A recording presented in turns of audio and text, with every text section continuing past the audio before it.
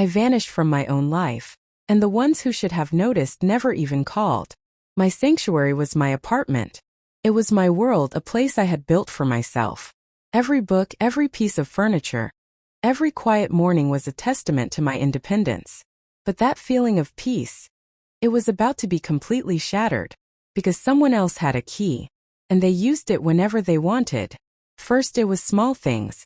I'd come home and a dish would be in the wrong cabinet. The thermostat would be changed.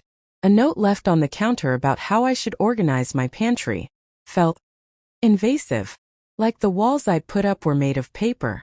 Privacy isn't a request. It's the foundation of self. I tried to talk about it. I really did. Mom, Dad, I need you to call before you come over. This is my space. The reaction was never anger. It was worse. It was pure, uncomprehending dismissal. Why are you making such a big deal? We're your parents. We just want to help. They couldn't or wouldn't see the line they were crossing every single time. Then it escalated. I started finding them there when I got home from work, just sitting on my couch, going through my mail. One time my mother was rearranging my entire closet because she didn't approve of how I hung my shirts. The panic I felt walking in and hearing voices in my home was indescribable. This wasn't help.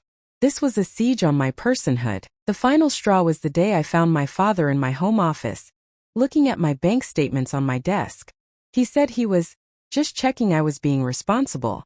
In that moment my safe place dissolved. It was just a building they owned in their minds. I wasn't a tenant in my own life. I was a child under permanent surveillance. I realized then that talking, pleading, setting boundaries, none of it worked. The only language they understood was action. Drastic, irreversible action. So I made a plan in complete silence. Plan to disappear. I found a new place across town. I didn't tell a soul. Over the next month I moved my most important things bit by bit, in small boxes they'd never notice. I left enough out to keep the illusion alive. Then, on the day the new lease started, I moved everything else in one frantic secret trip. I left the old keys on the counter, and I walked out. For the first 24 hours, nothing. The silence was terrifying and glorious. Then my phone began to blow up. Not with calls from them at first. With calls from my aunt, my cousin, my brother. Your parents are at your apartment and you're not there. The door is unlocked and some stuff is gone. Are you okay? What's happening? The panic had started, but it was spreading through intermediaries. I didn't answer. I let the storm rage. I watched the missed calls pile up. 10, 20, 30. Voicemails filled with growing hysteria. Where are you?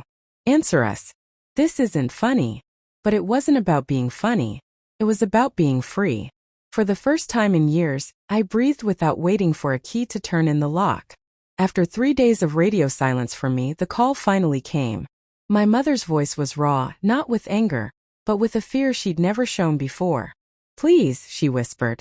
Just tell me you're alive. We're scared, DRD. Some Tim, the old habits try to creep back, but the memory of that panic, of not knowing where I was, keeps them in check. I had to teach them how to treat me by showing them what life looked like without me in it.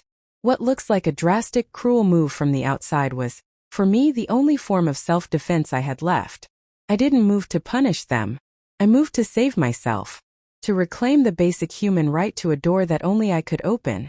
If this story resonates with you, please let me know by giving this video a like. It truly helps this channel, Winds of Thought, grow and reach others who might need to hear it. Remember, your peace is non-negotiable. Thanks for listening.